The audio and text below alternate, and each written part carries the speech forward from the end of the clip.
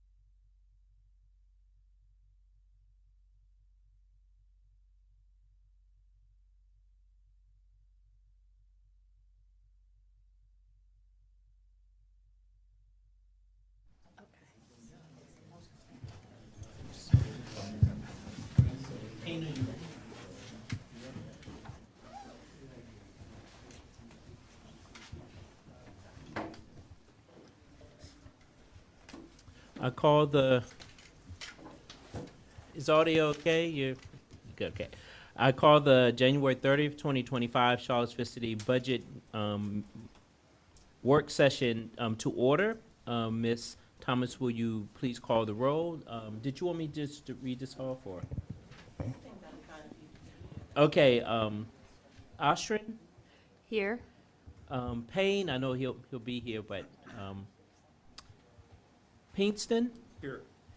And Wade, I'm here. Having established a physical quorum, council will consider a request from Councilor Snook to participate electronically pursuant to council adopted procedures in compliance with Virginia Freedom of Information statute for meeting participation through electronic communication means. Councilor Snook, are you able to hear us? Yes, I am. Are you able to hear me? Yes. Good. Our participants in the room are able to hear Councilor Snook. Yeah, got a lot of thumbs up, Snook. Okay. Councilor Snook, for the record, would you please specify your reason for electronic participation and your remote location? I am visiting family in Ypsilanti, Michigan. Okay, great. Based on compliance with the policy, is there a motion regarding electronic participation? I move that we allow Counselor Snook to participate remotely. Second? Second. All in favor, please say yes. Yes. Yes. All opposed, please say no. I'll note that Councilor Payne is here. Thank you. And now Councilor Snook is granted permission to participate in this meeting electronically. Thank you. Oh, thank you, sir. Budget work session, Mr. Sanders and Ms. Hamill. So I'll kick off with a general statement and then let Ms. Hamill go into the prepared presentation. Just want to say good evening to council and members of the public. This is the kickoff to our budget series, our budget work session series. We so look forward to this moment to be able to bring to you the work that it takes to put together a local government budget. It's not an easy process. It has many layers, as you all know, as it relates to trying to determine how best to project what the revenues will be and then make determinations on what the expenditures can be. There's always pressure in that the expenditures always tend to outweigh the available resources, so that means decisions have to be made. I choose to specialize in that work because I can say no, and at times have had to find myself in the position where that is necessary. So what I have tried to do with the budget team this year is to take a closer look, going a few layers below normal, taking a look at how we budget and what we're budgeting as priorities, how we interact with the team in producing what is the request that they make, with the goal of making sure that what is brought to you is the most responsible version of a budget that we can bring to you. We are looking at ways that we might be able to make reductions in how we do what we do, make changes to how we do the work that we do, with the goal of trying to meet and exceed expectations of our public. I started the budget series this year with 3 budget briefs to give you indications of what it had begun to look like for putting together this budget. The goal was not to scare you, but was to basically invite you into what can be fun for us in trying to figure out how to make things work. We see operational increases in a number of places, and we see, of course, a lot of requests for a number of things. The commitment that I made that I'm trying my best to hold to, we'll talk a little bit more as you talk about tax rates, is to try my best to bring to you a balanced budget that does not rely on a tax increase. But that is something that we still have to have conversation about, and at this moment, we cannot make a guarantee of that. So I'm going to turn it over to Ms. Hamill. She's going to walk you through a series of things. As the kickoff meeting, it's a lot of things that we normally talk to you about, and then we'll begin to get into the meat of the beginning work of this process of bringing to you a balanced budget at the beginning of March. Thank you. So a few of the things we're going to talk about tonight. This is we're about to round the corner to the great release of the budget and the numbers. We still have a few weeks left before we get there, and so this is an opportunity tonight to hear from you all, to get some ideas at a high level of some things that you want us to make sure we consider as we're developing the budget. So with that, we'll be going over a few budget guidelines, a review of our financial policies, which sort of govern decisions that we'll be making. We're going to give you a first glance at the 2026 revenue projections. Going to talk about a few high dollar drivers that are in the budget this year, and then we'll talk about tax rates and advertisements for those. So the budget guidelines are things that we are keeping in mind as we are developing the budget. We bring those before council each year for your review to make sure that these are things that also align with what you would like us to be doing. So for example, every year we make sure that we review the major taxes, all the local tax rates annually. We do that both as part of the revenue team in our revenue projections, but also to give council an opportunity to review those as well. We look to develop all the operational budgets to make sure they are within what our revenues say. We always have to have a balanced budget. We want to make sure that we provide sufficient funding for staff operations to meet priorities of both management and council. We're looking to incorporate your strategic plan outcome areas. We are allocating at least 40% of the city, new city real estate and property tax revenues to schools. We're investing strategically in employees. We're continuing to conduct and fund outside nonprofit agencies through the Vibrant Community Fund process.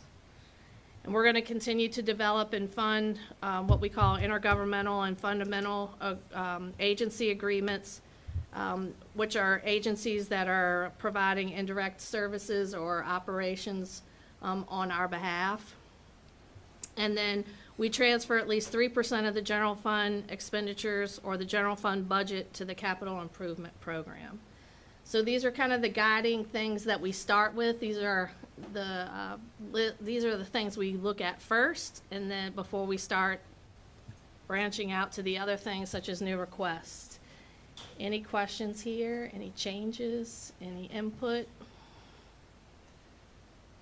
So it was one thing, if you can give an example of the agencies that is kind of an extension of the city kind of. I would say the Free Clinic is one, OAR is one. Those are sort of the agencies that are, and the intergovernmental are kind of like the jails, the 911, SPCA, those types of things that aren't, we're funding them, they're providing services that we don't provide ourselves, but they're not going through the competitive VCF We have process. to provide them. Those are you have to Yes, pay or yes. you have to do. Yes, good one, good, that's the way to put it. Any other questions here? Okay, moving along. This is a review we do each year. Our financial policies, these are things that are have-to-dos in terms of making sure that our finances are in order. There are also things that impact our bond ratings if we don't follow these policies. So the first two address our fund balance policy. As you know, we spend a good time talking about our minimum fund balance at a total of 17%. That's really divided into two pieces. One is the 14%, which is just unallocated fund balance that we keep as sort of our rainy day fund. And then 3% is what we call our downturn reserve. That is where we give ourselves some area should we get into a position where our revenues were declining and we needed to dip into reserves, we would go here first. But also the policy requires that if we do that, it also has to be replenished within a specified period of time. Additionally, we make sure that all of the utility funds, so that's water, wastewater, gas, and stormwater, have sufficient working capital. We look to stabilize all non-general funds by ensuring that they have a positive fund balance. So that would be things like CAT, social services, DHS, Department of Human Services. Those are separate funds. Our debt service fund is another one. We make sure that they have a positive fund balance. In addition, in terms of when we are balancing the CIP and we talk about the amount of debt that we're planning to issue, our policy is that our debt service will not exceed 10% of our general fund budget, but we have a target of 9%. So we talk about that calculation a lot. And then also, we transfer the equivalent of 1% of the meals tax rate to the debt service fund each year to help pay down the debt service. Any questions on those? You guys are easy. And those are policies that are longstanding policies that when we meet with the ratings agencies every year, they're like, these are good policies, you're doing a good job following them, and that helps with our overall, not only the reality of financial stability, but the sort of impression and statement of that to our the rating agencies, correct? That is correct.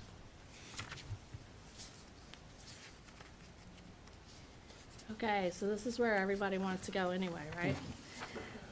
So this is a first glance of what our revenue projections are looking like, both for the current year, FY '25, but also for the '26 budget that we're working to develop.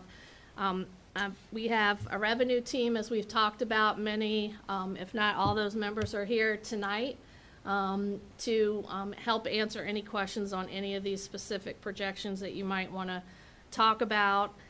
But this section here, you'll see a lot of colors and some notes, are taxes. So real estate and personal property tax notices are going out or have started to go out. We are looking at an increase in '26 of just about $7.9 million of revenue. Again, part of projecting the revenues for the budget is that the assessments that come out in January, half of that is in one fiscal year and half is in another. So part of the crystal ball of projecting this revenue in particular is we know what this January looks like, but trying to figure out what next January looks like. So we're still working on that, which is why this is marked as still under review. Personal property is the same way, although we are still looking at this year as well as next year. And so this is our best guess as of today. These will likely change by the time we come back with a proposed budget. One thing to note, these two tax sources make up the 40% formula that goes to schools. So 40% of any increase in these two lines represent the new dollars that go to the schools based on our guidelines that are set forth previously. Anything that is marked here in red, this is a change from what we've seen over the last few years. The last few budgets, we've been talking to you about how strong our revenues were. We've been sort of talking about the COVID effect or impact. These have been the reason that have been a pointed source for continuing larger surpluses. And this year, not so much. In fact, sales tax, as you'll notice, for '25 has actually started to, we're projecting a budget deficit for sales tax in '25. A slight increase over '25 to '20, still less than what we had budgeted for '25. So that's why that one is in red. Occupancy or lodging tax, same sort of story, and meals tax, although they still are, looking down from where our original '25 budget estimates were. The revenue team continues to look at those every month, but they are definitely sort of not as strong as what they have been. So the 7 million that we're showing, a significant portion of that is already set aside for schools.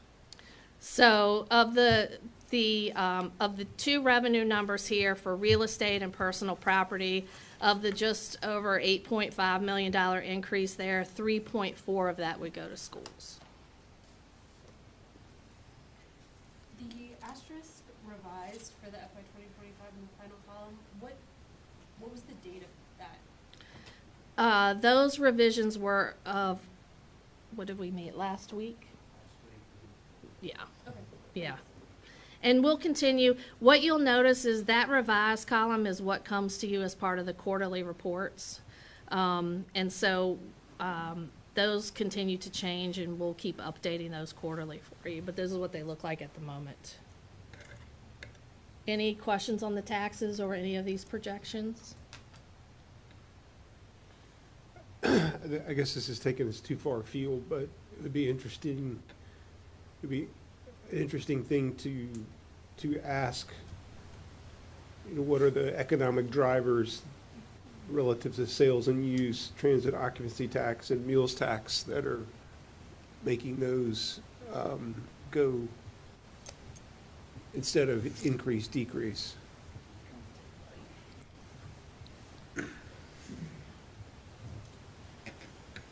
Well, been trying to water the. Turn your mic on. You gotta move it. Just pop, yeah.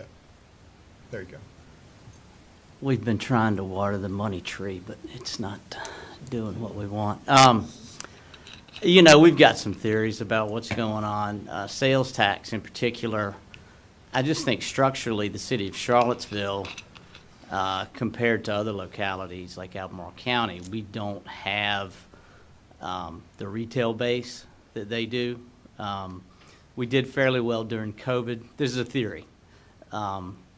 We did fairly well during COVID and shortly thereafter because a lot of the online sales and those things were coming back to the city.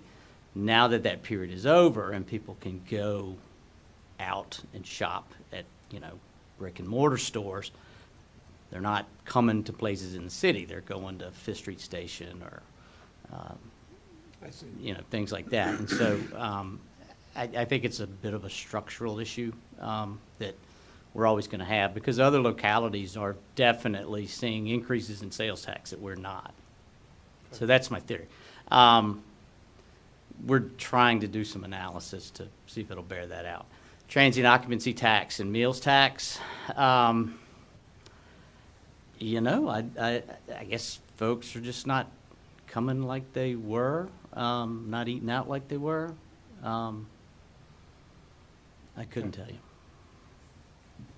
Yeah, I think as well on the sales tax, there was a time period where there were some businesses in the county that were reporting to the city. And so some of those numbers that we're comparing to were slightly artificially inflated.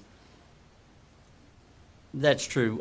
We've had some recent transfers out. Whenever a business in another locality reports to the wrong jurisdiction and pays to the wrong jurisdiction, that gets caught down the road and then it comes out of subsequent transfers. We've had a little bit of that, but it's still, even counting that, it's still down.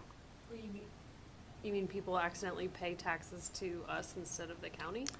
Yeah, a lot of these businesses, you know, chains and things like that, their accounting is not done locally. It's done And they're far located away. in Charlottesville. Exactly. Even though they're in the county. Yeah, that's a technically. problem we deal with constantly. Got it. Yep. Okay, thank you. Sure. Could I ask a couple questions? Yes. The first question I have, looking at the meals tax, I mean, it's down a little bit, but I frankly think that the amount that it's down is not really statistically significant, except to the extent that it varies from the fact that it's usually been going up. In other words, if we were proposing $18,100, actually originally $18,217,000, and now we're proposing $18,200,000. I don't see that as something that we need to worry about as an economic trend. Well, I'm a little bit more concerned about the sales tax, obviously, because it's a larger percentage change, and to some extent the transient occupancy tax. But the real question I have is this: dealing with the real estate tax. You've got a proposed increase, even compared to the revisions for FY 2025, of about $6 million, roughly 5.8% or 5.7%, something like that. If the only factor driving that was the increase in valuation that we expect next year, that would suggest an overall increase in valuation of about 11%, which strikes me as probably high. And so I'm wondering whether you've got built into the 2026 figures some estimate of new construction that would be brought online and therefore subject to tax. Well, I guess to address the first question on meals and lodging, I know on the surface some of those decreases don't look significant, but I think both of those had a rate increase. So these are decreases even in face of a rate increase. So that does kind of mask the deficit that we're seeing some. Well, doesn't the adopted budget count for the fact that there was a rate increase? Yes, and so then the revised is Even lower than that. is right? lower, yeah. And that did generate conversation for us because that's material. We expected it to go up and we're seeing it lower than that, so it's telling us something. We just don't know exactly what yet. Well, for the sales tax, I think that after y'all get time to review it, maybe talking with Chris Engel to maybe come up with some recommendations for us of some things that we can do as council, because we want to keep it healthy and attractive for businesses, and something that we can do on our end, we need to know.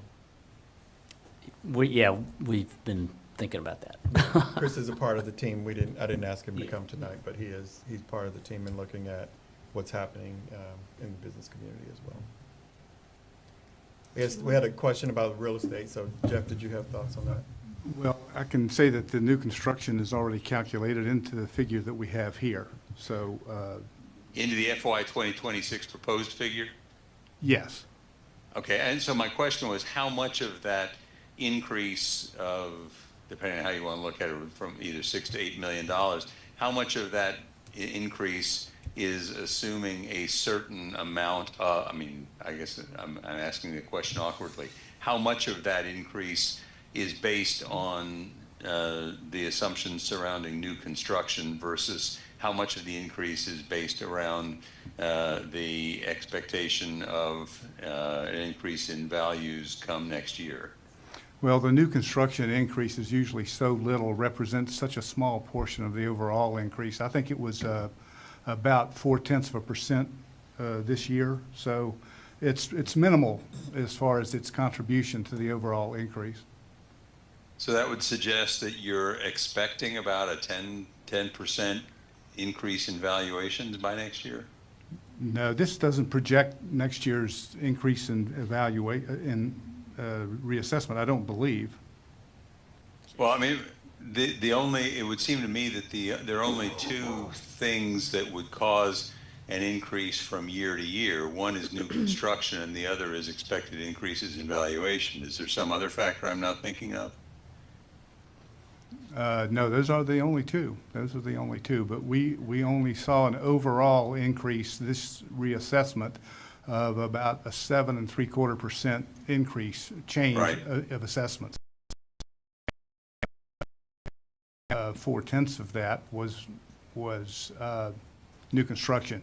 I'm not sure how that calculation plays into this particular slide here. Jason, do Okay. you want to take Yeah, I this? mean, we take into account the calendar year 25 assessment increase, which we just received for the reassessment.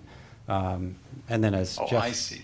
as- I see where I'm making my mistake. I got you. Okay. I wasn't factoring in the just announced figures. Right, so those are in there, and then, half of the FY '26 is going to be whatever the calendar year '26 increase is, which we have to make an assumption on what Right. that's going to be. We don't have that number yet, so, Sure. yeah, Your crystal ball is not that clear. right. We wish. Okay, thank you. Any other questions here? I don't think so. All right, moving along. Todd, don't leave yet. So business and professional licenses, we have not made any assumptions here. This is also one I should have marked, still under review. When will we have a better idea? Business license renewals are due March 1st, so that's very fluid, and it's subject to fluctuate. We've got a number of large taxpayers, and how they come in has a sort of an outsized impact on the overall number.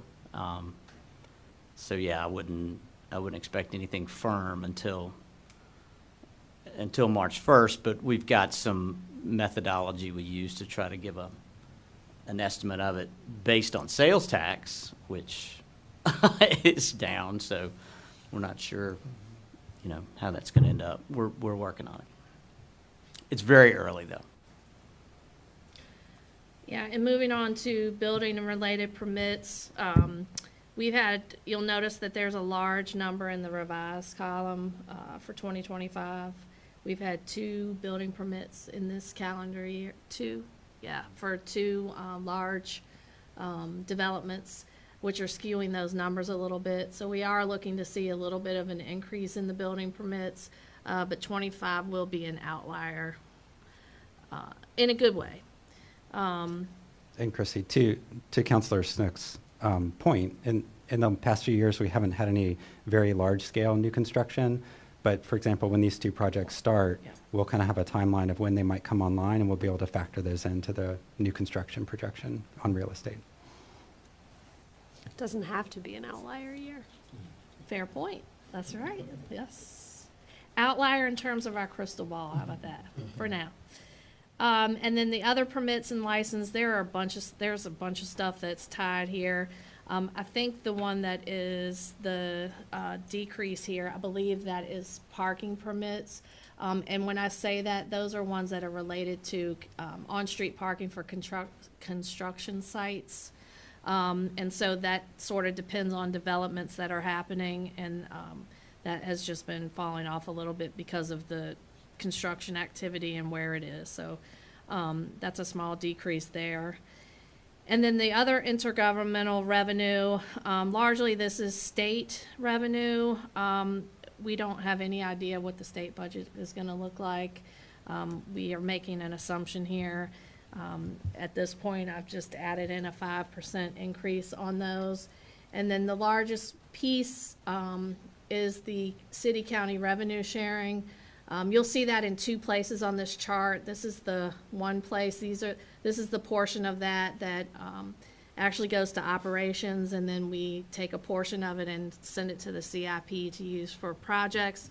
But overall, this year, we are going to see about a $2.4 million increase in the revenue sharing payment that'll be coming to the city.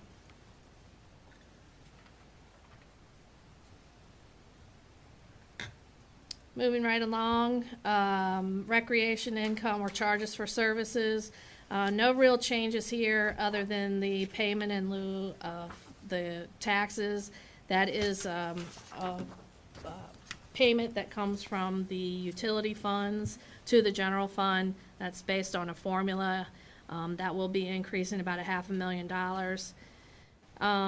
The rest of those are we're projecting right now to be pretty static, no real change. Interest income, we've been living in the land of cotton lately for high interest rates. Those are coming down, which is causing those projections to come down in terms of revenue to the general fund. And then rent, you'll notice, has gone to 0. That is not because we're not charging rent, it is because we're changing the way that we're using those funds. We've had conversations about leased property and working on those leases, but we've not had a funding source for maintenance and things. And so we're taking those revenues out of the general fund and pairing them up with the maintenance expenses for those leased properties. So that's why that's a decrease there.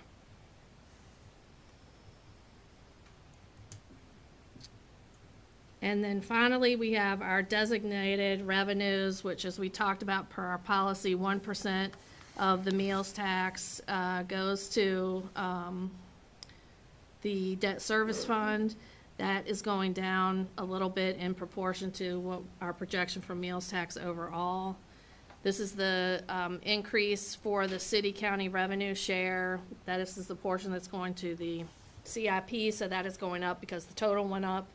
And then we are right now projecting a small increase, or not small, but $400,000 increase in the school contracted services. Those are services that they contract from the city, and they reimburse us for those. So we're looking at a small increase there. So overall, we are looking at new revenues of just over $10 million for FY26.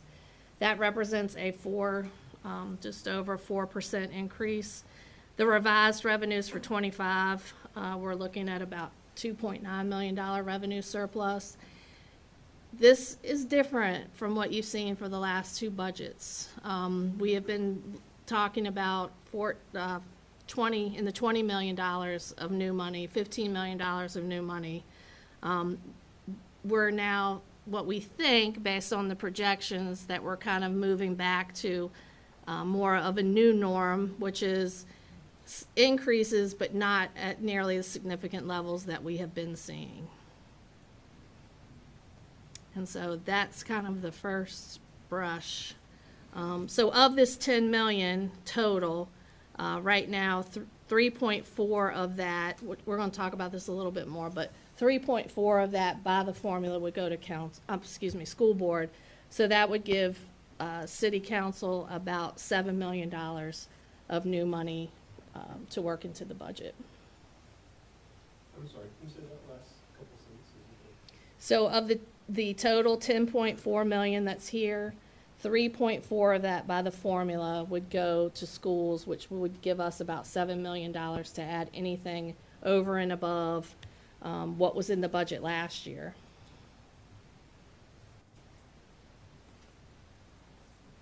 Then for the FY '26 projections, when would be the relevant dates where we would have received additional information to see if those projections are going up or down, and how they line up with kind of our budget process? Yep.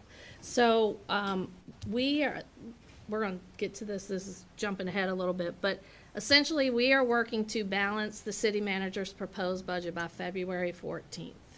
So we are going to be talking a lot in the next few days and a few weeks to finalize what we think is a number that we will bring to you all as part of the budget. And then, of course, you will get the budget in March, and we'll have all of March that we will continue to revise those numbers, come back to you until you finally adopt in April 14th. So it's kind of in flux, but at some point we're going to put our pencils down for the proposed budget, and then we'll continue to update you during that time, during the work session periods, for you to make changes if you'd like. Ms. Hamel may be jumping ahead, but what is the point at which we have to make a decision about advertising a potential tax increase? So let me just go on and skip to that slide. So March 17th is our public hearing on the tax rates. That's the first public hearing on the tax rates. The state code was changed. It used to be that we had to advertise 30 days before. We do not. We only have to advertise 7 days before the public hearing now. So we don't technically have to advertise those rates until right around the beginning of March. But we, for the budget, which Mr. Sanders has already said he's working on a budget with no tax increase. If you were going to increase taxes for a specific purpose, we would need to know so that we can advertise that. We would need to know that so we can include it in the budget pretty quickly. Yeah, I'm not suggesting that at this point. I just wanted to know the parameters. Thank you. Did you want to say anything more about that? I guess ultimately what you saw in the recent public hearing on the CIP, that was your moment to look at that document and see if there was anything missing. And if there is anything missing, then we're looking to hear from you in short order to make changes, because that is where we are literally working towards about 2.5 weeks left. Is it 2.5 weeks? I might have be giving myself a little more time than I have. Right at 2.5 weeks maybe of trying to finalize the budget, because we do have to go into print is it the preview? Yeah, a preview of the budget for you all to have as I'm presenting it to you, and then for you to begin considering what to do. So we'll be updating on the revenue side. At this point, I'm trying to finalize on the expenditure side. That's really what I'm hoping to accomplish. What are the expenditures that we're embracing until you then unpack what I have finalized for you and what comes to you that first week of March. You could still make changes. We're prepared for you to make those changes, but what I am indicating to you as trying to bring you a budget that's based on no tax increases, what I'm going to bring to you is not going to have any room in it. So if a change comes, and a change comes with the need for me to either go back and cut or for us to pull that lever.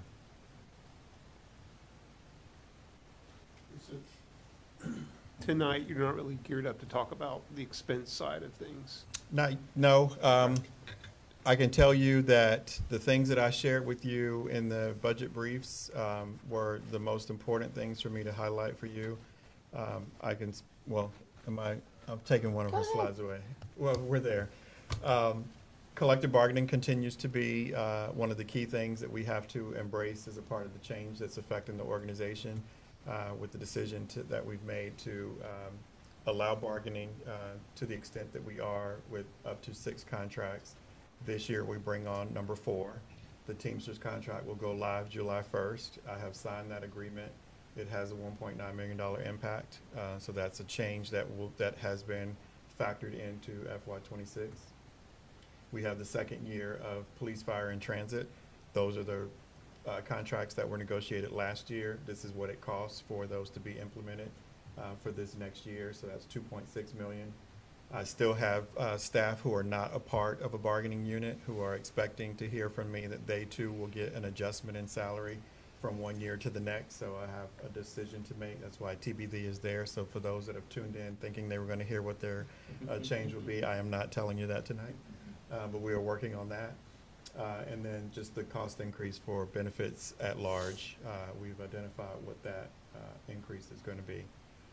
Schools is $4.9 million is the request that has been edited from what you heard in December. So December 19th, we had a joint session where you heard $7.9 million from the superintendent.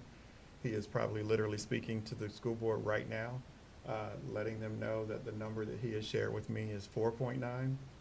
We hope that it stays 4.9 because, again, as I've indicated, I'm accepting that number and we have already plugged it in. If that number changes, wherever it changes means that I am going to have difficulty with the expenditures adding up to the right number for what revenue we just talked about, or I'm going to need additional revenue to make that possible. And then we have 2 decisions made is the way I'm referring to it. The jail renovation, it's $1 million. Can I ask I'm sorry. So the 40% formula is, It's 3.4, and we're committing 1.5 in addition to that. So the 4.9 is what the ask is from schools that I've said, okay, let's try to see if we can make that work. okay, so that 4.9 assumes that 3.4 of that is already picked up with the agreement. When we started, yes, when we started the budget planning process, Ms. Hamill dropped 3.4 in there after we finalized what we thought the revenue projections were at this time. And then after hearing from the superintendent that the number that he was able to go back and bring forward was 4.9, then I shared with her, let's squeeze that in, and we're squeezing. We're trying to get it So the in. differential is 1.5. Right. So we're 1.5 over the formula, which has been a trend. We have gone over the formula in years past, but 1.5 is what I'm at this moment saying I'm ready to agree to, and that's what we can do unless I have to make other changes. Okay. And we have other drivers, as I refer to them as decisions made. The jail renovation is $1 million a year increase that we've integrated into this budget. And then the Carlton Mobile Home Park, the debt service is $1.3 million that we also have to now plan for. So those 2 things are there, and then an increase in debt service just because of decisions that we've made for what it is that we're going to do work on and bond is another $1.5 million that we've had to add. So those are the key things that are driving the budget. And those are the expenses that, at this moment, I don't need any additional things to crowd them out because it's hard enough getting them all in. Well, I'll just say, I guess this is my fourth go-round with this. This is probably the smallest, most compact list of expenditure drivers that I've seen. So that, to be commended for getting us to this position. So I'll We just- still have some big conversations left, so Yeah. I wish I could accept that as yes. We still got some We'll work be to do. optimistic. Well, you'll also note that all those numbers there add up more to the $7 million that I told you that we had in new. So that means we're also readjusting things. Yeah, well, that's what we need to do. So. Yep. Yeah, so, I mean, the notable drivers, the jail renovations, and we just, I forgot exactly when last year, maybe midsummer for the Carlton Mobile Home Park, but that's a done deal. For Carlton, you're saying? Yeah, for Yes. Carlton and the jail, because we, Well, there, not to say anything will or wouldn't change, there's still a final vote, right, Right. related to the jail? I mean, what's, So the jail will be bringing a resolution to you for you to approve their financing, plan. You're on the board, right? That is correct. Yeah. Once we get pricing back from a contractor. So what have we been approving, you know, because I think they've been to us 3 or 4, at least 3 times, right? I mean, Well, it kind of, it's sort of complicated, and I'm not sure I'll do a good job explaining it, but there was like preliminary financing that you had to go along with, and that was 18 months ago, maybe we voted on that. And then last year, they came around and said, okay, there are these 3 options that had been shopped out, or had been scoped out, and that was basically a vote indicating that we would be in alignment with Nelson and Albemarle with the particular option that we. That wasn't even a vote, that was just a discussion. and Correct. presentation. That's correct. And to be fair, that number is an estimate. We have not gotten their final number, and the financing has not been approved, so that could change. But that has been pretty consistent about what our share of the debt service would be on an annual about basis. right. and from a budget perspective, because we feel as though the indication has been that something will happen, then we've tried to plan for what that might be. So the $1 million is the most realistic number that we have available to us at this time. So that's why we plug it in to claim its space. If you It's a were to do reasonable something approach. different, then that would be different. What you don't see on this list, because I was waiting for somebody to say something, you don't see transportation up there. That is a real big thing that I'm still kind of wrestling with. If I had to say what is the biggest thing that's still a bit unresolved, that's probably it. We had a 4-hour budget meeting with our transit team. And that's a sign of how complicated it's becoming, because we're moving into accelerating some of the transition of the fleet and bigger decisions that come with that. And as we make decisions about transitioning the fleet, that then requires additional personnel. So those are big ticket items whenever we start talking about buses that cost more than what we've been paying, and then additional people to drive those buses. So I still have to wrestle with that and come to a conclusion on what we're going to do in the transit space. That's probably the biggest thing that's not there. And I shared with you at the last year when I was working on the budget that transportation was going to be a driver, and that was pretty much boxed out by what we ended up doing for schools. I feel like we have to come back to the transit conversation just to keep that on track for what you've identified as a priority. And just to clarify, transit or transportation? Transit. Transportation, I will say, the effort has been to kind of get our mechanics right, make sure that where we can immediately deploy resources and not allow additions to the CIP to sit. We've integrated sidewalk priorities list, ADA, because we have an ADA transition plan, so there's a considerable increase allocation there. Parks and Rec master plan, I put in a placeholder, although we don't have the plan yet, and we will have it by the time you adopt the budget. But I didn't want to be more or less baking that close to the end, that I put in a placeholder there to get us started. So those are big changes that have been integrated in the CIP. There is a lot more, of course, that can be done in the transportation space, and I think that's what we're trying to get to. But for where we are right now, we've made the changes in the CIP. So if you revisit the CIP, that's really where I would say transportation is today, and there will be more room for us to do other things. There's commitments to transit as well in the CIP, correct?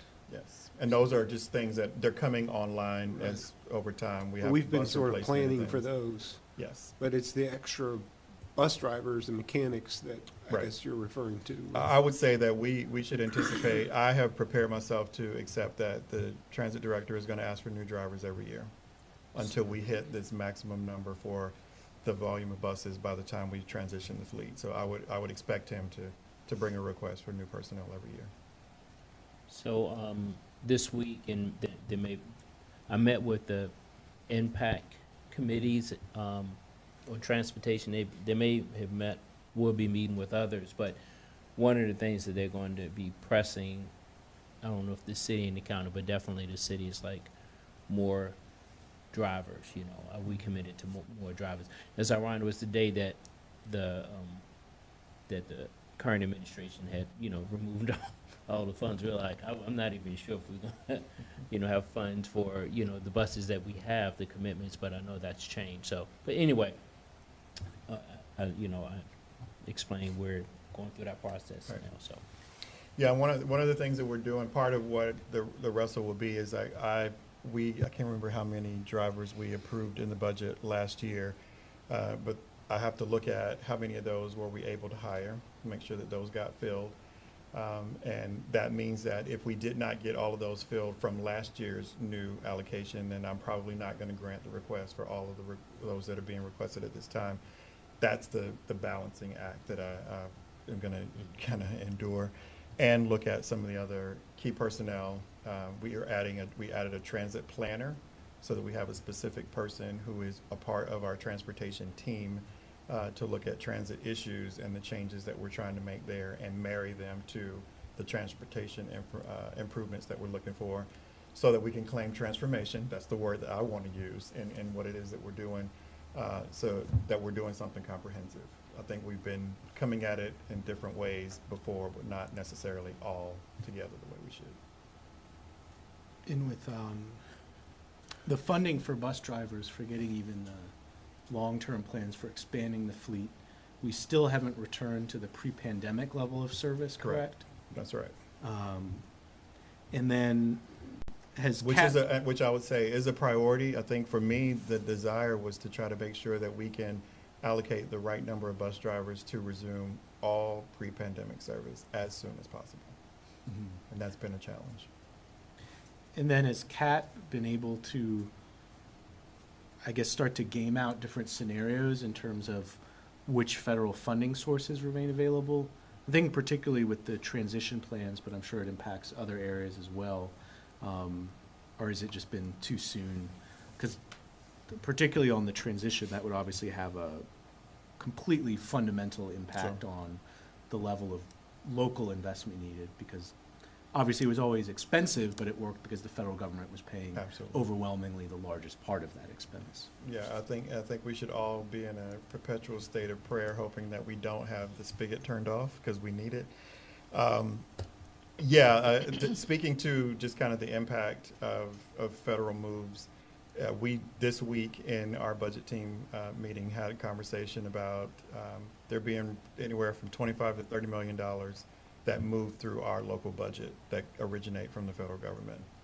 And with the news of freezing, it poses concerns inside the building for us and the mechanics of doing the work, and it absolutely sends chaos and terror throughout the neighborhoods, unfortunately.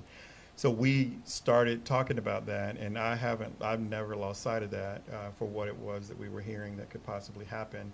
And to see it begin this week is a bit jarring. It's an uneasy feeling in that it causes me to be even more conservative in the things that we have, holding on to them just a little bit longer before we start deploying them in different ways, because we might need them for what is more of a necessity if something were to just get cut off. But I think to answer the question directly, it's too soon to know for sure. I think we're being tested at this moment, if I had to speak personally, tested to see what we could do. And the test for us is, what is it that we can withstand? Kind of what can we absorb? What can we handle? And we've got to be careful. So you're not hearing from me about the surplus tonight and spending that. I think it is more prudent for us to hold on to that at this moment and give a little time for a little calming down of things and seeing if maybe we can find some better approaches to how we can make various changes on the federal level that will have a trickle-down effect, and go from there. But we are taking stock of all of our federal stuff right now. Yeah, I know LEAP just did an analysis of impacts of changes in IRA funding and basically adjusted to having a budget scenario which assumes it's all gone. I don't know, with some of our planned expenditures that involved IRA or bipartisan infrastructure law, we hope that that doesn't happen, but we may just need to at least create specific scenarios Yeah. of what that looks like for, I guess that would probably be primarily for future expenditures. Right. But Well, we ended the year, because we had to end the year with our ARP evaluations to meet the criteria, trying to expend as much as we possibly could for what we had in the eligible categories that, in my opinion, were less questionable. Therefore, there would not be a clawback of those. We were able to get more of that money out on the street just by the recommendation that I brought to you to grant additional funds, grant those specific funds to the Salvation Army, because that was definitely not a questionable activity. But we carried a little over $3 million into this budget year, into this calendar year, that is ARP specifically. And that is the remaining balance of what we had earmarked for different projects. If there is a clawback of those funds, which we didn't hear that would have been interrupted because those funds have already been received, but every contract with the government, they allow themselves to claw back. If they would have clawed that back, whatever those projects are now unfunded. And it doesn't matter what they are, we would have to try to figure out which ones were urgent to keep going and which ones were ones that we're just gonna say, oh, well, we're out of money, we can't do it, and we'll just let it end. There are people associated with some of those because there are grant-funded positions with different organizations that might be doing work, as well as direct aid to individuals in our community. So I made sure in the conversations that we had as the Director of Finance was finalizing his assessments to reduce that number to as small as we possibly could for the uncertainty that we would expect in the new year and the transition. So if we were to have a clawback, then right now I'd have to find basically $3 million to keep that alive. By holding on to the surplus right now, there's no question we can do that. thank you. Yeah, that makes a lot of sense. Thank you for thinking about that and thinking through it. Lloyd? Yeah. I just had one question. If I remember, I'm trying to remember what the 1.3 million for the Carlton Mobile Home Park is, and whether that could be seen as a capital rather than a program budget expense. So that actually is in the capital projects fund. It's a line item, it's in there for the next 5 years. Right. But it has to be cash funded, it can't be bond funded, so that's why it's showing us, it's an increased transfer to the capital projects to cover that, of cash. As opposed to simply coming out of the amount that we would routinely be transferring? Correct. Because we had other projects that have basically eaten up already the other amounts. Unless they're projects you want to take out of the CIP that equal $1.3 million, this was an add. To take out other cash-funded projects for 1.3. That's correct. Okay, so we're trying to balance the cash-funded portion. Correct. Gotcha. Okay, thank you.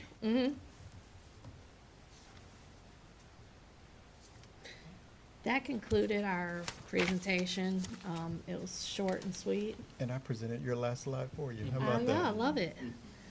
So I don't know if you had other questions, discussions,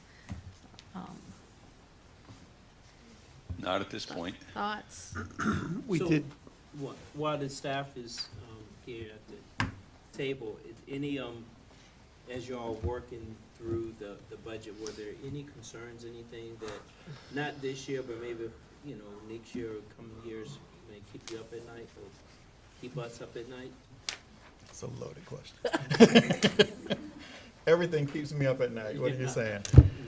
I'll say that it is, and it's just the nature of budgeting. It is very difficult to have your team identify a number of things that they feel that they need and not be able to say yes to them. So that's one.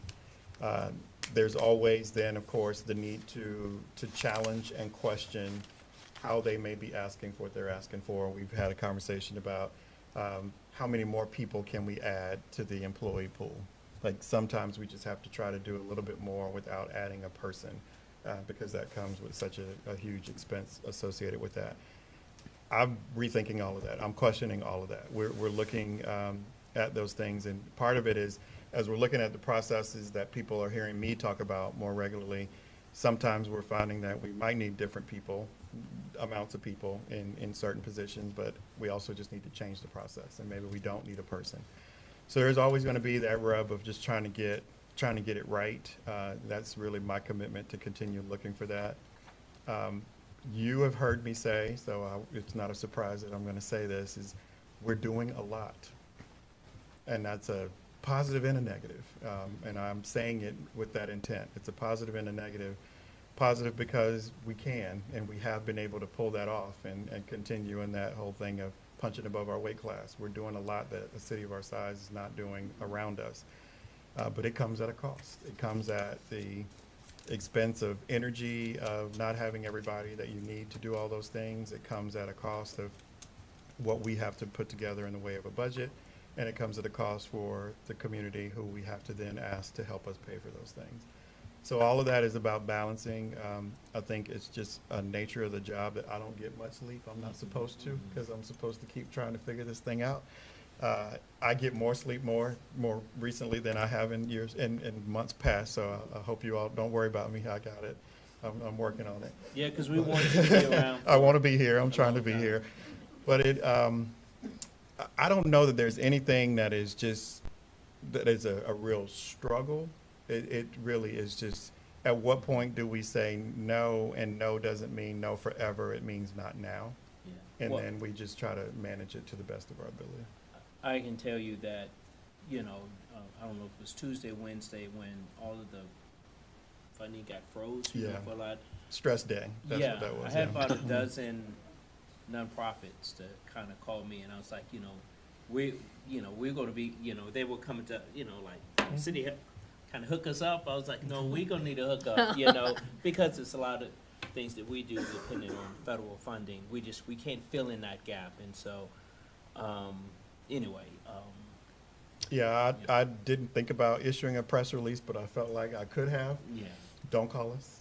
We're not the answer yet. We don't know, because we cannot fill that. That void is too big. So let's, again, keep hoping that we don't have to go to some significant measures on that.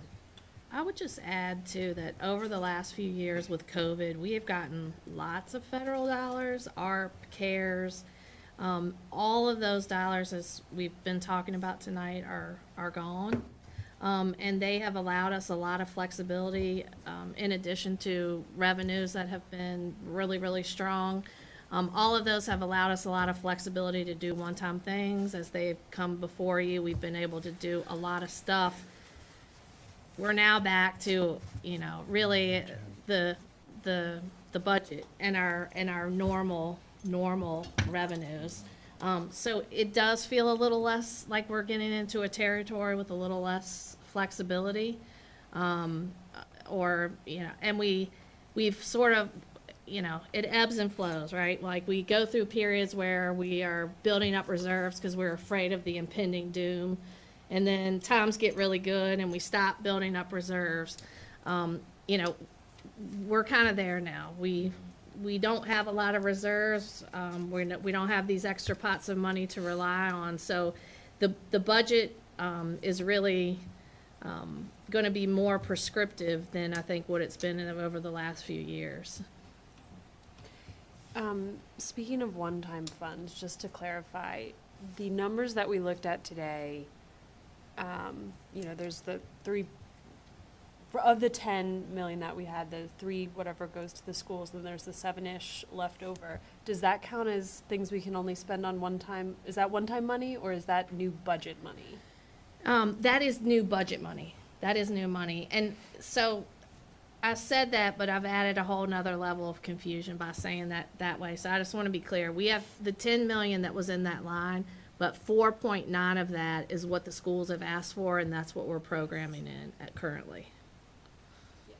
Okay. And then it's just to kind of keep going with that, because I want you to make sure that you are, go back to December, for an end of November and December, for the 3 budget briefs that I did on the higher level categories of just trying to show you what we were learning as we were going through the budget meetings with the departments. There is an increase to do business that we heard consistently. So software programs that we're using across the city, contracted services that we rely on to do certain things, all of them were going up. And the thing to remember in that moment is you get nothing for that. It's the stuff that we've already been doing, and it just costs more to do it. So you don't gain anything, you just keep the service, you keep the software program, you keep the ability to do what it is that you're working on. That stood out in this round of budget meetings more than it ever has, with how we were seeing those numbers just creep up from one department budget to the next for wherever they're relying on a program or a service like that. And then we had, and I'm just remembering just off the top of my head that we had, we haven't had, I don't believe I remember seeing that we've had a lot of requests for new employees. It didn't feel the same this time around. But we have some. There are some requests and there are some adjustments that we need to make.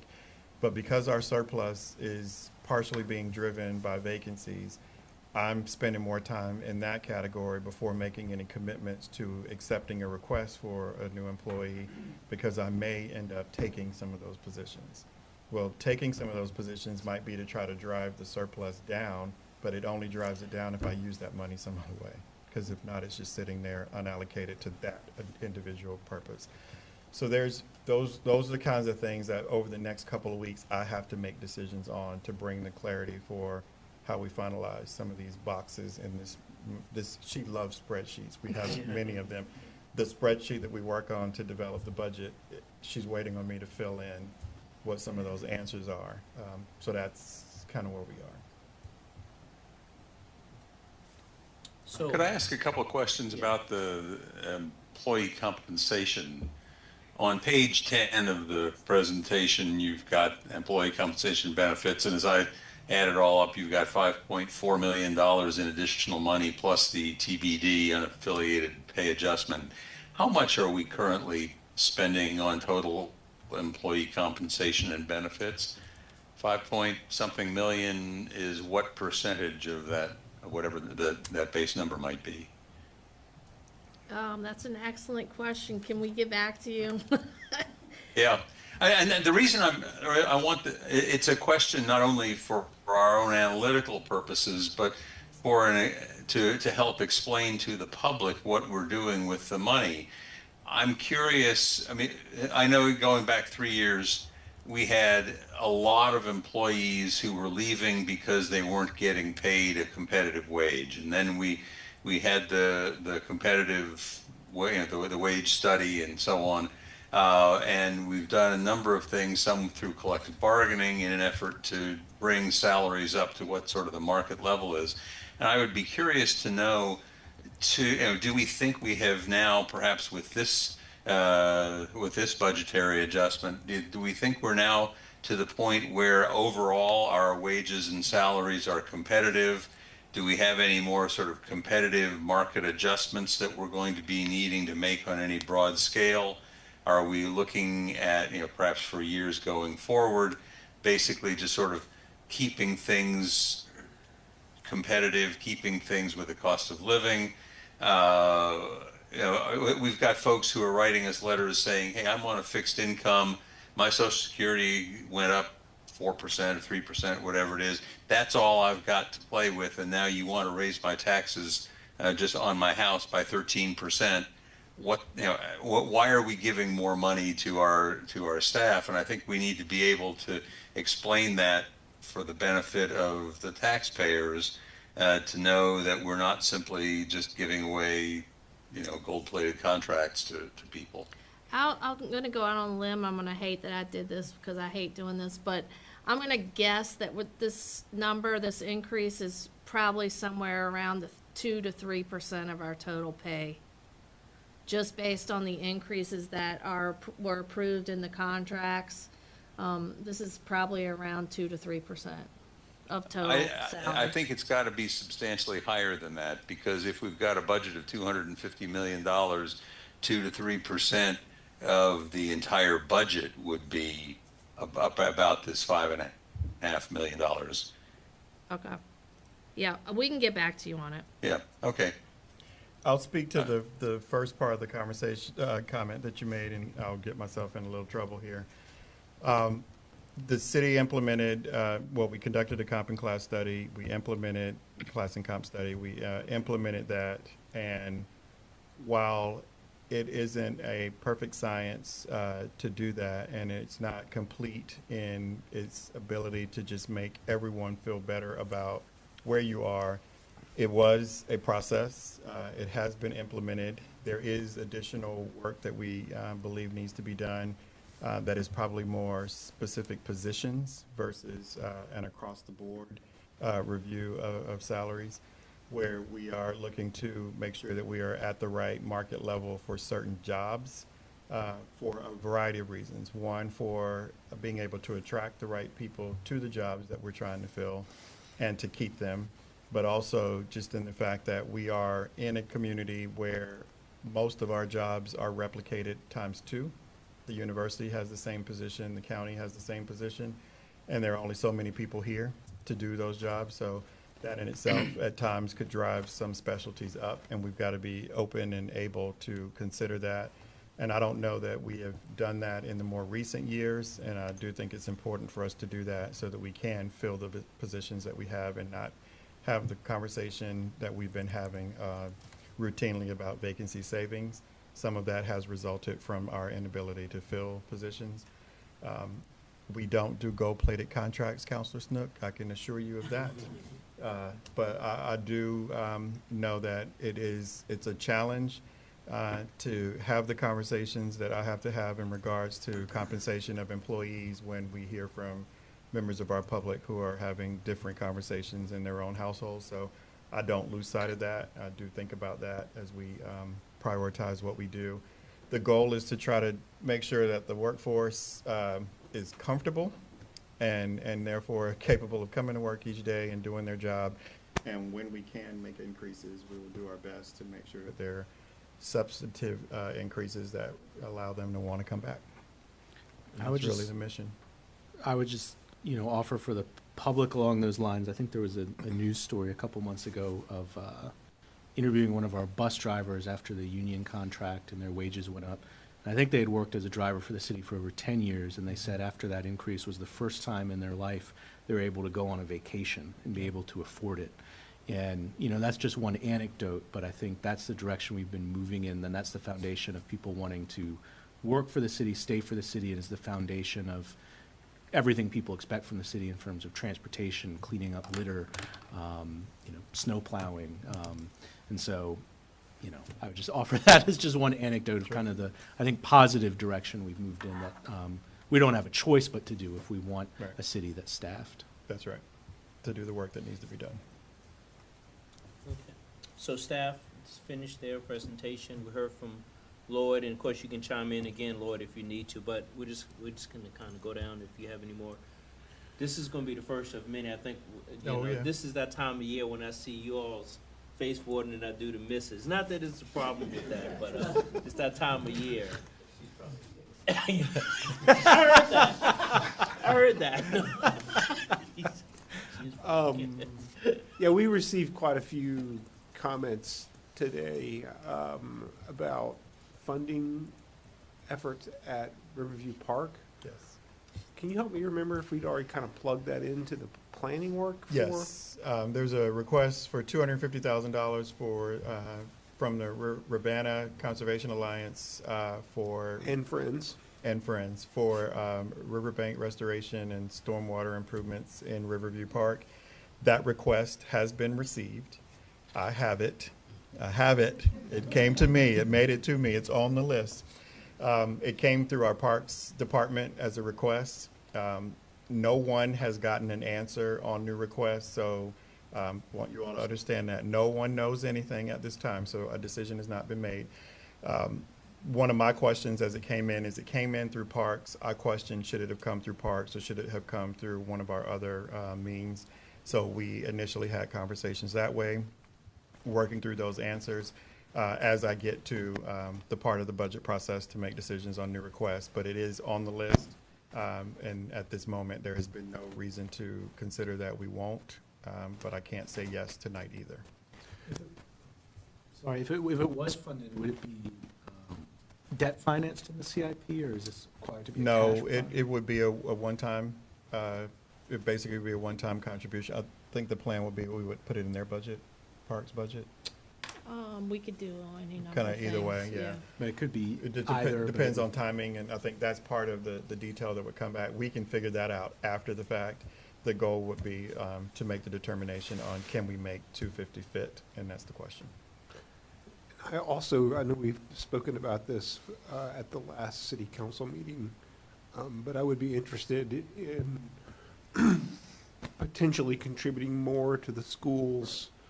I can't remember the name of the sort of on-demand. priority funding. Right. Yeah, it's 1.25. Mhm. You know, if there's a way we could increase that, I realize that has staff implications, and just because we give you more money, that doesn't necessarily mean it can get spent. But Right. I think that has not changed over a number of years, Right. and just in terms of the cost of construction materials, the value of that, the actual value has gone down. So Right. if we can do something to, and it was pretty clear in talking with the school board that that was like high-impact sorts of projects. It really made a lot of difference. So I hope we can try to do that. Yeah, that is on the list.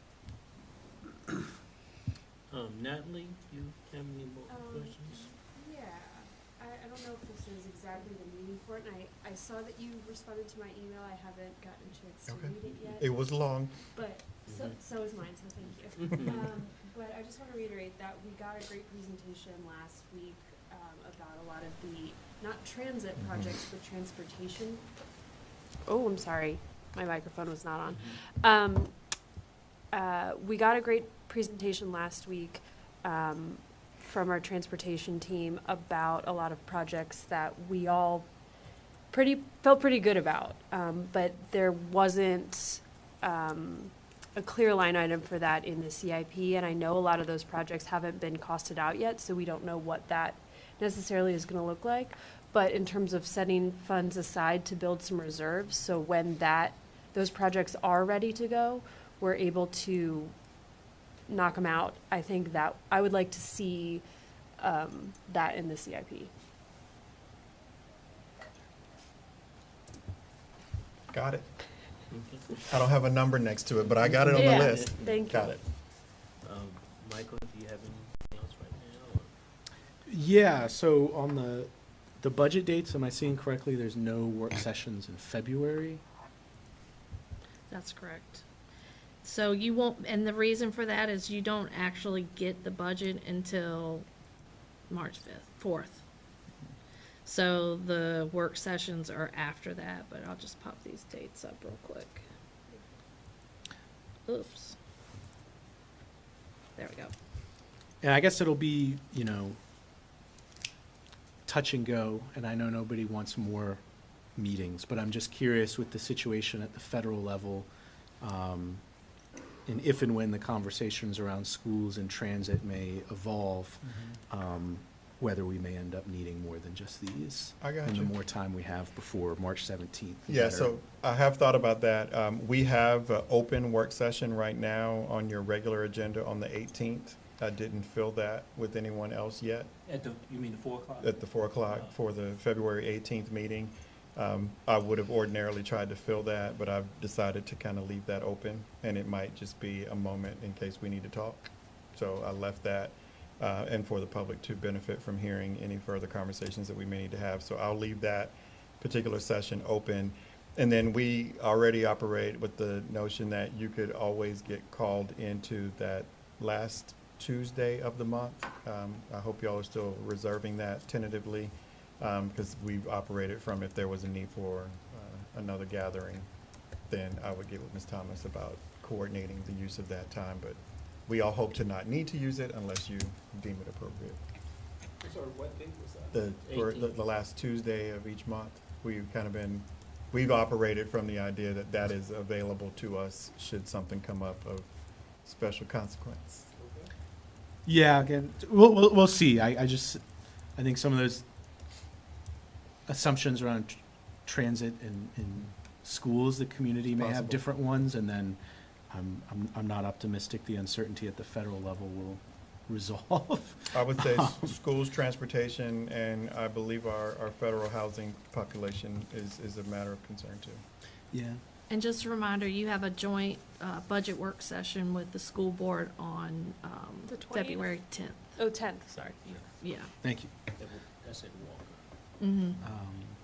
But other than that, I mean, other than that, like everyone else, I'm very curious to see, you know, the FY '26 as we just get additional information, how those projections change. And I guess it doesn't impact balancing this budget, but I'm worried about what planning may be necessary for things we assumed were funded, not through ARPA and CARES, but Inflation Reduction Act and bipartisan infrastructure law. I think that's gonna potentially just change a lot of longer-term plans we had. And then just CIP feedback, just because there's many people here. I know, like you said, nobody has said no to it, but I'm definitely interested in the trying to fund the Rivanna project. I know they've received, I think, $500,000 in matching funds already, and you know it's our most visited park. And then other priorities would be, I think it's prudent with the uncertainty to try to save as much of our surplus as we can.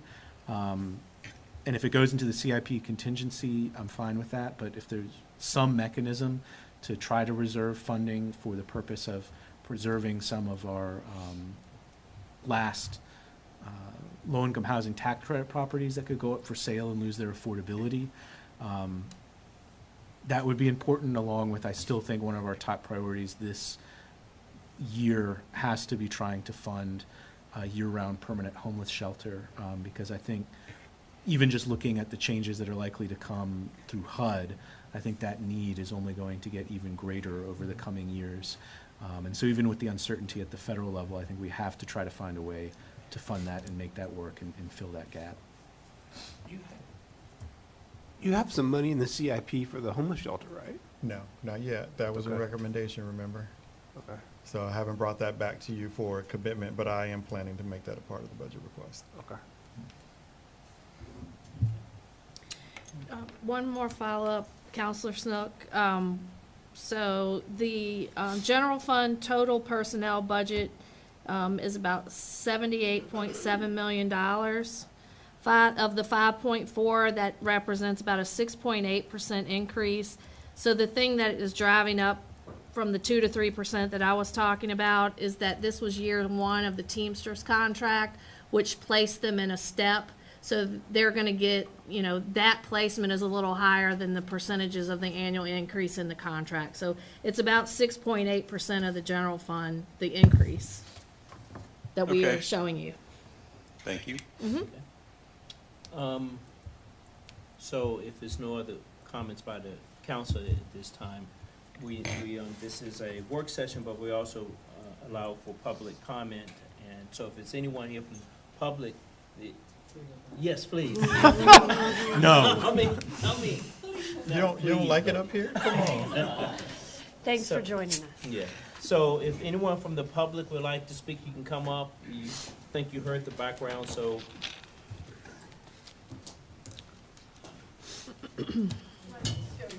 So, when, you get three minutes? Yes. All right, and I need to turn this on? Yes. it I'll look wait like till then. it's on.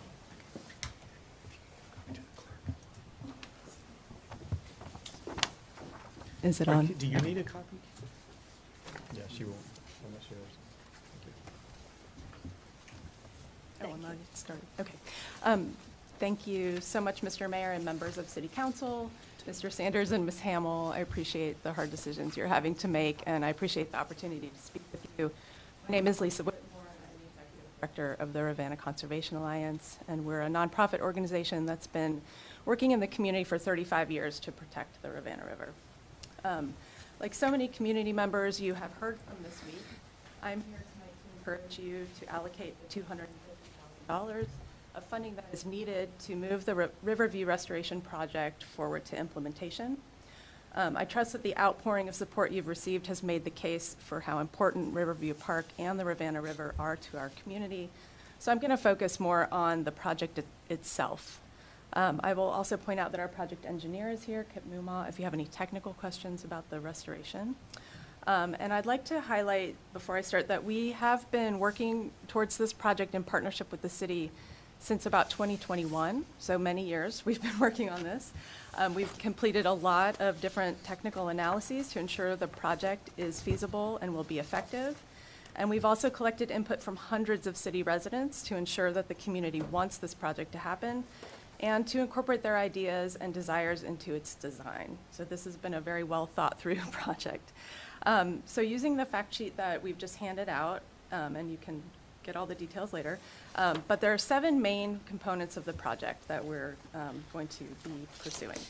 The first is to repair the park's steeply eroded riverbanks by regrading, stabilizing, and replanting more than 900 linear feet of riverbank in the heart of the park. Second, the project will fill in and stabilize a dangerously eroding stormwater channel that's threatening sewer lines in the park and polluting the river.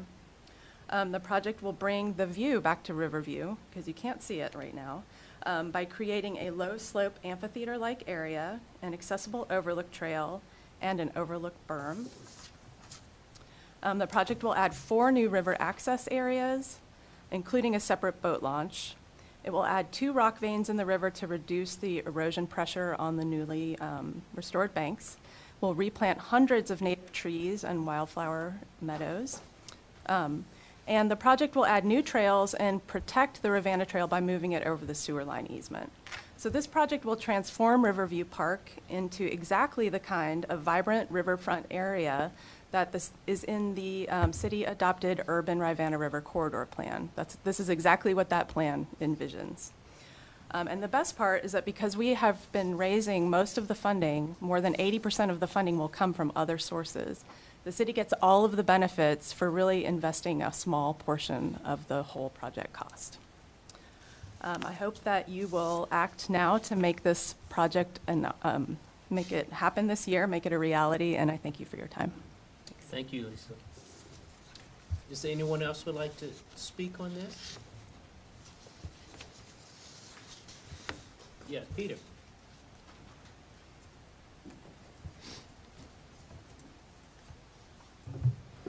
Good evening. I'm Peter Krebs from the Piedmont Environmental Council, also a city resident.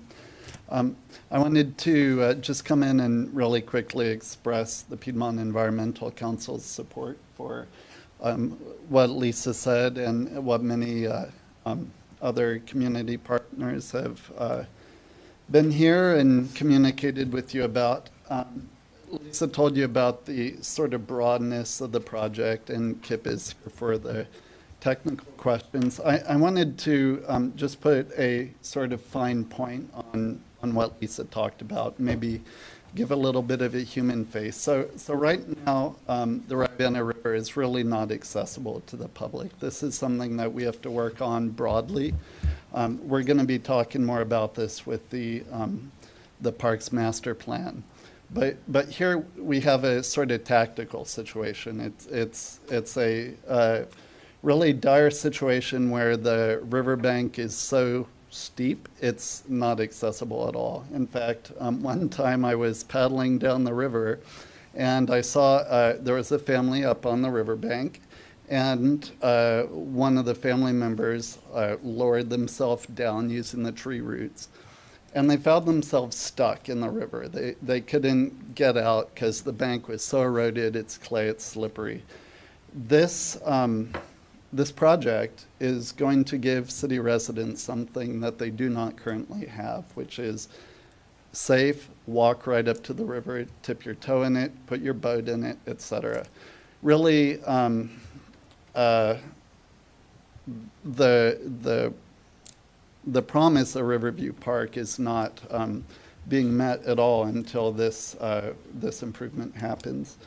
A couple of other just notes about it. The question about whether this is appropriately a parks project, I'm not sure, but I will say that because of where this project is situated, it doesn't fill the whole park, but it implicates the rest of the park. So I do think that it makes a lot of sense to work closely with the Parks Department.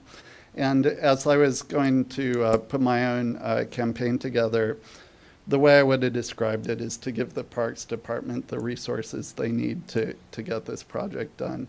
Lisa's given a specific number. I defer to you all. Just a couple of other things that I think are sort of, from a fiscal stewardship, important, is that this is a project that is not going to incur future costs. It's not going to add staff or program costs. And in fact, I think it's actually going to lower your future maintenance costs by making the bank more sustainable. Awesome project. Hope you guys fund it. Thank you. Thank you, Peter. Other questions, comments?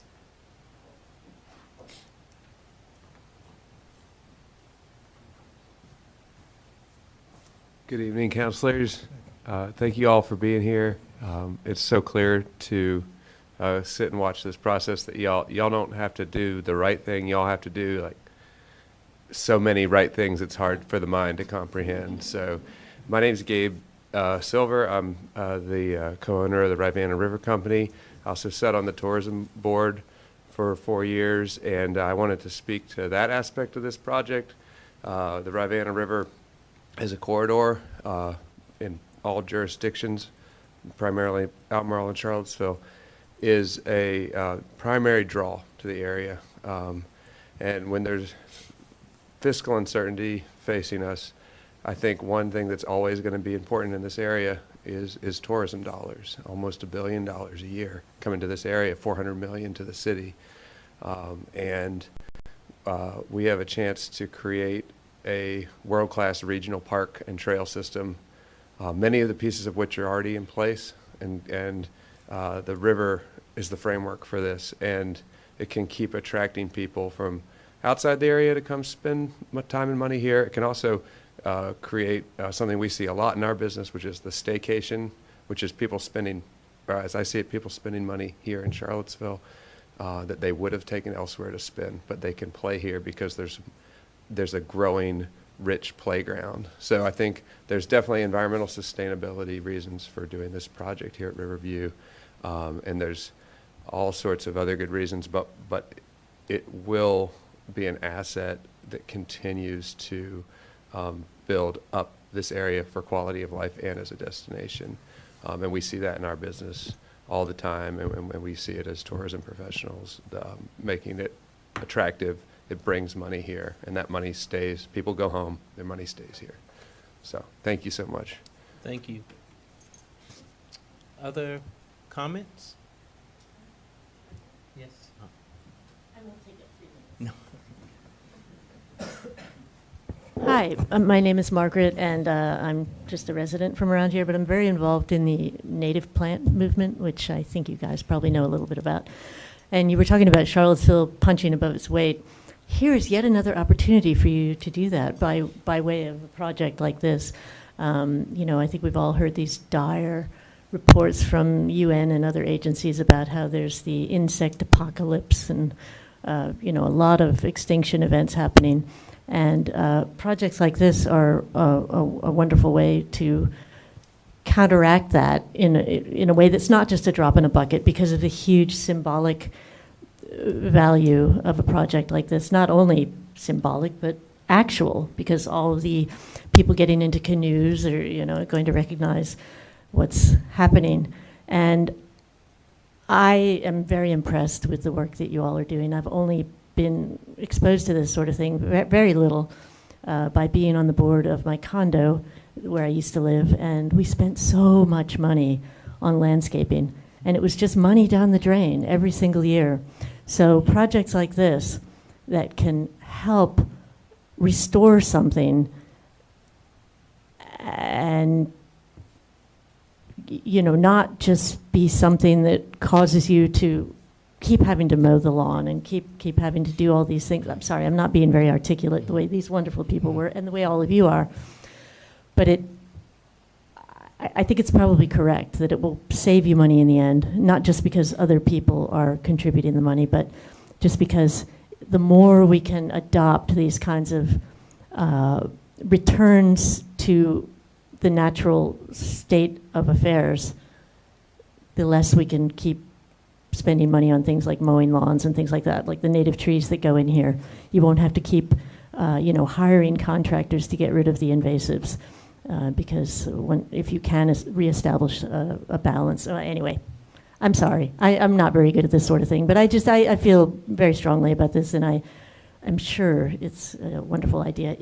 But I know you have lots of important priorities, but I hope you can find a way to fund this one. Thank you. Thank you. Yeah, yeah, you're getting close, so you had more to say than you thought, so. Yes. Good evening. Thank you for all the work that you're doing. My name is David Smith, and I'm a longtime volunteer for the Rivanna Conservation Alliance, particularly in their benthic macroinvertebrate sampling program. And one of the most important parts from my environmental perspective, I'm a geologist by training, of this project is to stabilize the bank and reduce the erosion. We take samples at 50 locations all throughout the watershed, and sediment dispersion in the water is one of the biggest problems for affecting habitat of the critters that we create. So this project would go a long way in helping to decrease sedimentation into the river and help the macroinvertebrates and the water life habitat. So again, thank you for what you're doing. I hope you consider this. Thank you. Anyone else like to speak?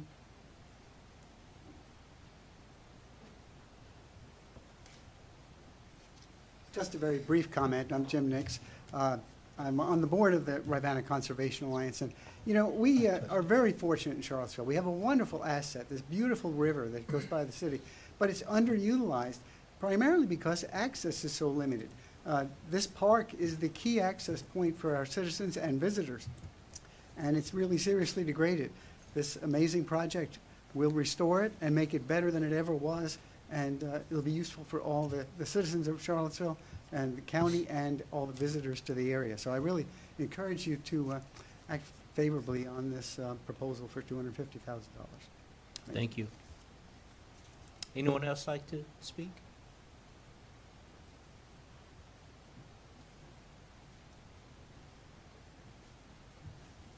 Hello, my name is Layla Bauber, and I'm a longtime resident of Charlottesville. I've been here since I was probably around 5 years old, so around 2011. So I'm a student. I'm a first year at UVA right now, and I just kind of wanted to provide a youth perspective on this project and how personally valuable it is to me, but also other people my age. Growing up in Charlottesville, I remember I have very fond memories of going to Riverview with my family, taking bike rides there, swimming in the river. And it was not only me, it's a very popular destination. I see kids there my age there all the time.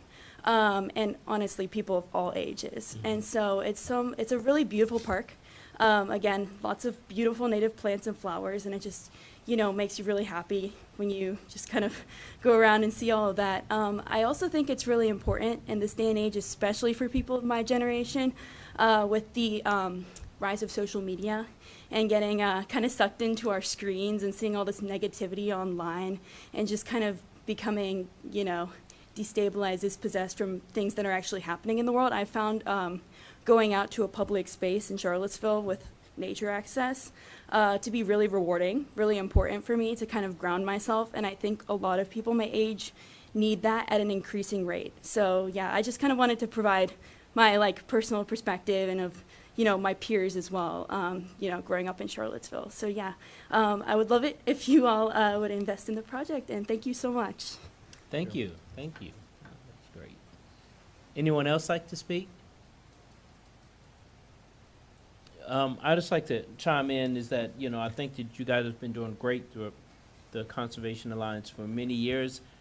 Ironically, I got your report that we get periodically, and I had set up some time to meet with Lisa, and that was before this came up on the radar. We haven't, met yet, but I think this project looks good. I know that I've been wanting Charlottesville to do more like Greenville, where they have the water running actually through the town, and I think projects like this gave what some things that we did before. We're making some slow steps towards bringing the Ravenna closer to town, if you will. So we're just starting this process. We hear you, and we're going to do what we can. So thank you all so much for coming out. And I think that it's not the top 5 of the emails that we've gotten for different projects, but you're getting up there, you know. So we hear you. We hear you. Week, for sure. Yes.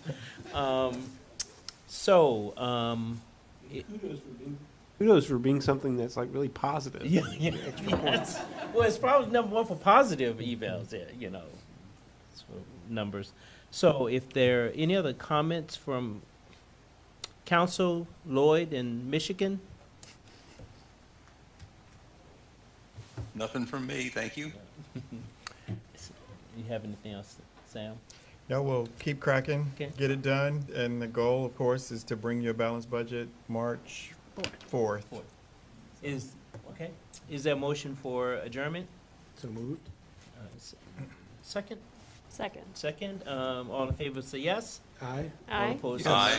All right, thank you. Meeting adjourned.